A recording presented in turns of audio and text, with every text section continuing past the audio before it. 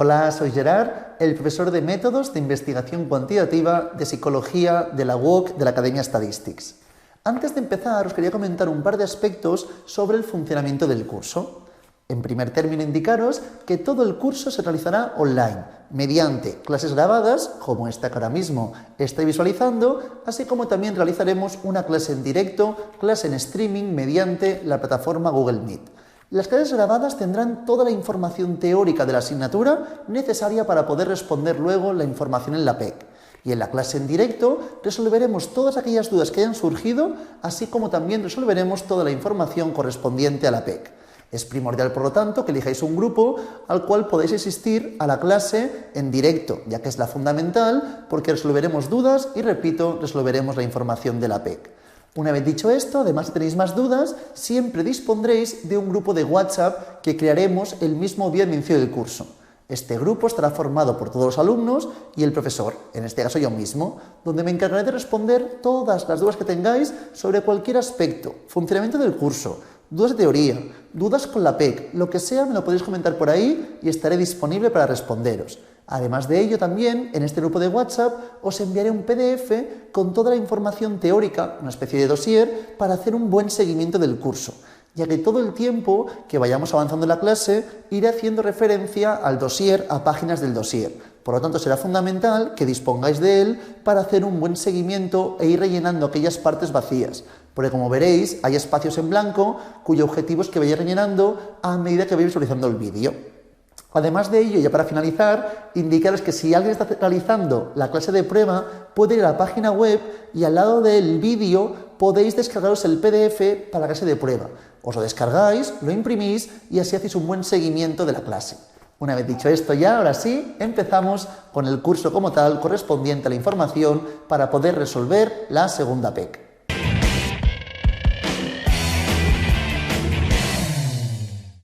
Empezamos ya con la información teórica.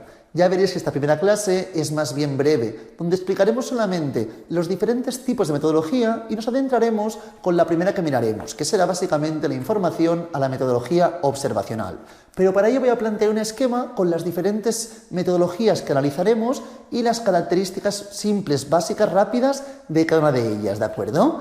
En primer término, como siempre deberíamos saber ya, tenemos distintas metodologías según el grado de control interno y la representatividad, ¿de acuerdo? Si vamos de izquierda a derecha, tenemos menor a mayor control interno y de aquí, de derecha a izquierda, la grado de representatividad, ¿de acuerdo? Básicamente la información correspondiente, como ya sabíamos, validez interna mayor, aquí corresponderá a menor validez externa, menor validez interna corresponderá a mayor validez externa.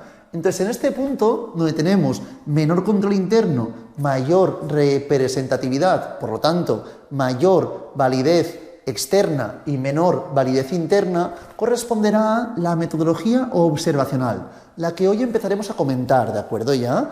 Veremos sus características, aunque ya las vimos también un poco para la PEC 1, y las veremos sobre todo con mayor información que lo que vimos en la primera PEC. Luego tendremos, en un punto central básicamente, encontraríamos la metodología selectiva.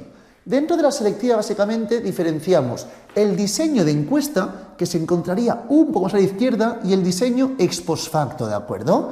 Diseño de encuesta, ya vimos bastante información en la primera PEC, porque vimos los diferentes muestreos, si recordáis, ¿de acuerdo? Ya que en el diseño de encuesta era fundamental trabajar con una muestra que fuese representativa de la población objeto de estudio.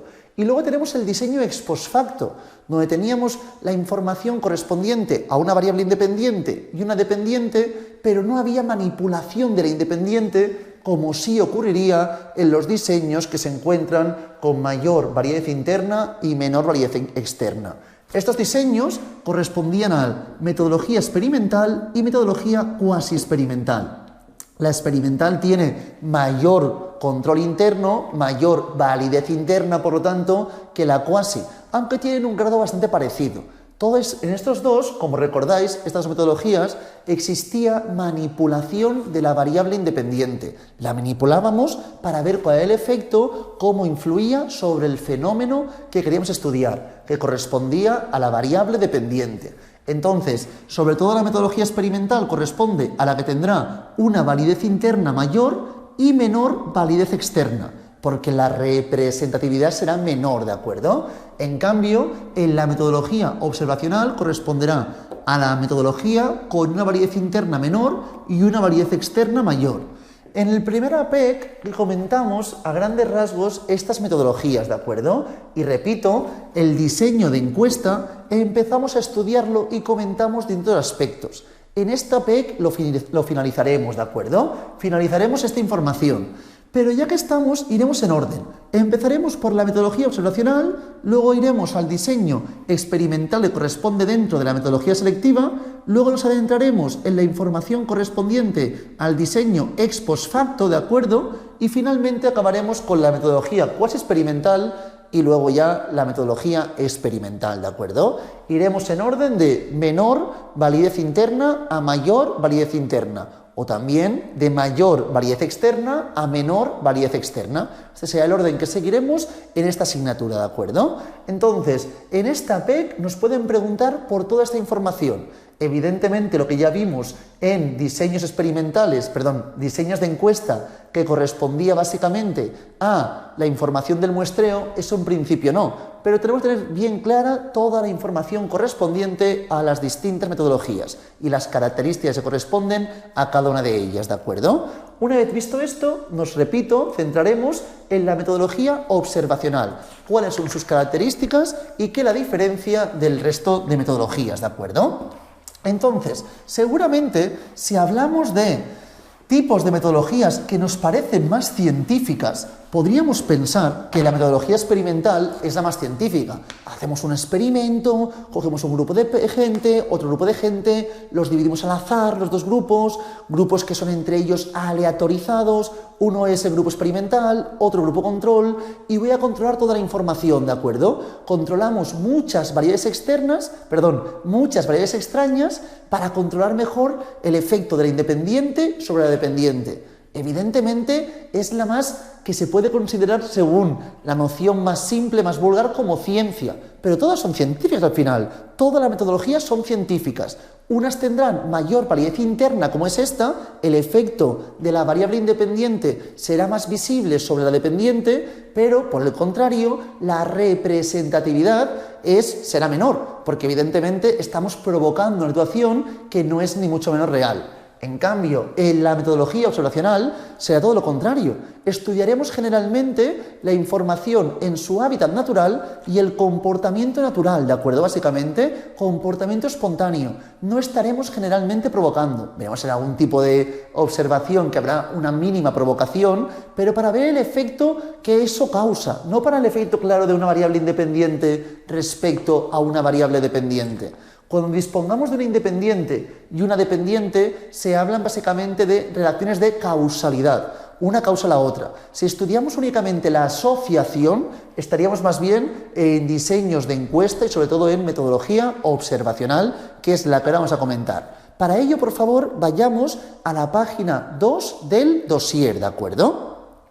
En la metodología o los diseños observacionales, como podemos ver, prescinden de la manipulación y de la aleatorización. Es decir, no habrá manipulación de la variable independiente, no hay manipulación y tampoco hay aleatorización, ni en la formación de la muestra, es decir, ni cuando escogemos la muestra con la que trabajaremos, si odiamos una muestra, ni tampoco en la formación de grupos, porque tampoco crearemos grupos generalmente, ¿de acuerdo? Entonces no hay ni manipulación de la variable independiente ni aleatorización, ¿de acuerdo? Lo que sí es muy importante, y este primer punto es el primer punto blanquecino que tenemos en la página 2, que la metodología observacional es una metodología que se ha consolidado como una alternativa metodológica dentro de la psicología muy importante, imprescindible. ¿Por qué? Porque puede estudiar, o estudia más bien, el comportamiento que se genera de forma espontánea en el contexto natural. Es decir, mediante la metodología observacional podré estudiar el comportamiento espontáneo en el contexto natural. Esto no ocurre de forma tan clarividente en ninguna de las otras metodologías. Por ese motivo es una metodología imprescindible dentro de la psicología. Eso no quiere decir que todos los estudios en psicología se realicen mediante metodología observacional, pero es un tipo de metodología que nos aporta información que no nos aportarán el resto de metodologías, ¿de acuerdo? Entonces, una vez visto esto, segundo punto, que también lo tenéis en blanquecino, ¿de acuerdo? La metodología observacional nos permite abordar, analizar el análisis de la conducta y de las interacciones espontáneas, ¿de acuerdo? Otro tipo de metodologías no nos permiten, pero esta sí, abordar el análisis de la conducta y las interacciones espontáneas. Además de ello, en tercer punto, indicar que corresponde básicamente a una percepción de la realidad mediante un registro objetivo, ¿de acuerdo? Sistemático de la conducta generada de forma espontánea. Vamos a sistematizar, que eso será la parte complicada, una conducta espontánea. Claro, ¿qué quiere decir eso?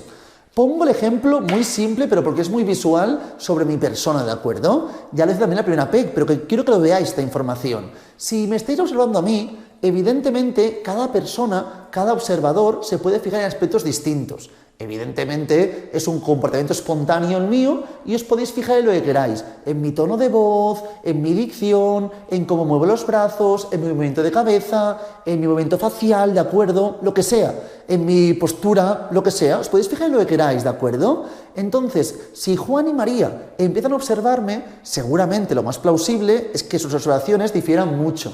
En cambio, el objetivo es hacerlo ciencia, y para que sea ciencia debe ser, en el caso de la observación también, sistemático y replicable, como ahora veremos, ¿de acuerdo? Entonces, para que sea sistemático debe estar todo bien planteado, y para sistematizar la información tendremos que plantear muy bien qué es lo que quiero observar, cómo se quiere observar, ¿de acuerdo? Entonces, si yo os digo, por ejemplo, que observéis de mi persona únicamente mi movimiento de manos, ¿de acuerdo? Únicamente extremidades superiores, movimiento de manos. Y os fijáis, si muevo mano derecha, si muevo mano izquierda, si muevo las dos o si no muevo ninguna. Ahí seguramente plantearemos un sistema de categorías y Juan y María podrán observar lo mismo. Si estoy moviendo las dos, si solamente muevo una. Entonces, generalmente lo que plantearemos será, en vez de una observación totalmente genérica, de forma sistemática, un sistema de categorías A, B, C y D, donde A corresponderá a mover mano derecha, B, mover mano izquierda, C, mover ambas manos y D, no mover ninguna mano, ¿de acuerdo? De esta forma estaremos sistematizando la información, para que todo sea mucho más ordenado. Entonces, repito, es una percepción de la realidad mediante un registro objetivo. Ahí no habrá subjetividad, ¿de acuerdo? Es decir, es un registro sistemático de la conducta generada de forma espontánea, ¿de acuerdo? Y siempre, evidentemente, como ya decía, en el contexto natural. A partir de aquí, el cuarto punto que tenéis blanquecino, si os fijáis, os indica: permite dar valores cuantitativos del comportamiento humano de forma sistemática y replicable. Ahora me iré al concepto de sistemático y replicable, que ya he comentado, pero ¿qué me dice? Importante, valores cuantitativos. ¿Por qué esta información? Porque en vez de observar a mí y empezar a hacer una descripción de lo que estoy diciendo, me estoy moviendo o lo que queréis comentar, al final diré, vale, ¿cuántas veces ha movido solamente la mano derecha? Pues en toda la sesión 30 veces, solo la mano izquierda, en toda la sesión 56, ambas 123, y así podré contar cuántas veces o durante cuántos segundos he estado moviendo una mano, las dos manos o ninguna de ellas, ¿de acuerdo? Toda esta información la podemos al final cuantificar. Algo que parecía bastante complejo, de forma relativamente sencilla, se puede llegar a cuantificar, ¿de acuerdo? Entonces, que la observación sea sistemática, básicamente, ¿se da cuándo? Pues cuando se hacen explícitos cada uno de los pasos del proceso. Cuando cada uno de los pasos del proceso son explícitos, entonces estamos hablando de que la observación será sistemática. En cambio, como veis en el segundo recuadro negrizo, me dice: cuando ello es así, se está facilitando también que sea replicable, es decir, que pueda ser reproducida de forma independiente en todos sus elementos. La idea básicamente es que para que sea considerado un aspecto, una metodología científica, sea replicable y sea sistemática, ¿de acuerdo? En siguiente punto, indicar que evidentemente en estos tipos de metodología el control interno será muy bajo. Pero será bajo ¿por qué? Porque el realismo, la representatividad será muy elevada. Habrá muchísima validez externa, como anteriormente os comentaba, ¿de acuerdo? En este caso no estudiaremos tanto relaciones de causalidad ni mucho menos, porque no tendremos la idea de variable independiente y dependiente, sino la relación de asociación, ¿de acuerdo? A partir de aquí siempre nos planteamos las siguientes 5 preguntas que tenemos en la parte inferior de la página 2, ¿de acuerdo? En primer término, ¿qué observamos? Es primordial plantearme esto. ¿Qué es lo que quiero observar? A partir de aquí, una vez tengo esto, ¿cómo lo voy a observar? Es decir, estudiamos cómo se sitúa, cómo se plantea o se sitúa el investigador frente al fenómeno que quiere estudiar y el modo en que va a dejar constancia de su trabajo. Es decir, ya veremos que hay diferentes tipos de observación, pero podéis plantearos, por ejemplo, una observación donde esté participando de la acción, una que sea desde fuera, mirando yo a un grupo de personas, ellas me están dando relativamente cerca de mí, otra que fuese con un vídeo, por ejemplo. Hay diferentes formas de observar. Entonces, el cómo observar también será fundamental. Seguidamente, a quién observamos, ¿de acuerdo? Es decir, plantear de forma congruente, según el objeto de investigación y los objetivos de la misma, plantearnos quiénes son los individuos que van a participar. Puede ser que trabajemos a veces con un solo individuo o con un grupo, ¿de acuerdo? Esto planteará, o podemos trabajar con diferentes individuos. Veremos eso también en estudios ideográficos o nomotéticos, ¿de acuerdo? Luego, ¿cuándo observar? ¿En qué momentos? Claro, si yo quiero observar, por ejemplo, la información de cuándo muevo manos, seguramente, si hacéis el estudio sobre mi movimiento de los brazos, es muy diferente si estoy cenando con mi familia o si estoy, por ejemplo, y en este caso, haciendo una clase. Evidentemente el movimiento que tendré de manos será muy distinto. Por lo tanto, en ese sentido, es importante el cuándo observar. Y por último, ¿dónde observar? ¿De acuerdo? El investigador siempre deberá plantearse la selección de las situaciones que más le interesen y presentar el modo de decidir cuáles son las situaciones seleccionadas. Pues voy a seleccionar en clase porque me interesa el comportamiento de los profesores, a ver hasta qué punto mueven en gran medida o en pequeña medida las manos correspondientes, ¿de acuerdo? Una vez visto esto, vamos a plantear ya para finalizar la clase de hoy, porque repito, la clase solamente de introducción y tener clara la idea correspondiente, ¿qué es la observación? Y aquí tenemos que la observación es igual a la percepción más la interpretación más los conocimientos previos menos el sesgo. El sesgo será primordial tenerlo en cuenta porque es lo que me va a repercutir negativamente en la observación, ¿de acuerdo? Empezaré comentando la percepción, la interpretación, los conocimientos previos y luego el sesgo. El sesgo es lo que comentaré al final porque, repito, es la parte que me está conllevando una disminución, me perjudica a la observación. ¿Qué entendemos por la percepción? La percepción es lo que es necesario básicamente para ver qué está ocurriendo, ¿de acuerdo? Entonces puedo percibir generalmente visualmente con mis diferentes sentidos. Luego está la interpretación. La interpretación no debe tener intencionalidad y se ajusta a la percepción. Debe ceñirse a lo que realmente estamos percibiendo y no lo que creemos que está ocurriendo, ¿de acuerdo? La interpretación se debe ceñir a lo que está ocurriendo, a lo que realmente ocurre, no a lo que creemos o consideramos que puede estar ocurriendo, ¿de acuerdo? Y luego tenemos el conocimiento previo, que evidentemente nos va a delimitar la interpretación de la percepción. Según el conocimiento previo, vamos a delimitar la interpretación de la percepción, ¿de acuerdo? El conocimiento previo tendrá mucha importancia, como veremos ya en la siguiente clase, que es la información del marco teórico. Luego lo comentaré, pero generalmente cuando planteamos cualquier estudio es fundamental la presencia, la existencia de un marco teórico, que es toda la información acerca del tema que vamos a estudiar, para que luego la observación sea lo más congruente posible, ¿de acuerdo? Y por último, la parte negativa que aquí tenemos es el sesgo. El sesgo básicamente corresponde a una distorsión de la observación debido a ciertos aspectos. Básicamente dentro del sesgo diferenciaremos 3 posibles aspectos que pueden perjudicar a la observación, ¿de acuerdo? Uno es la reactividad.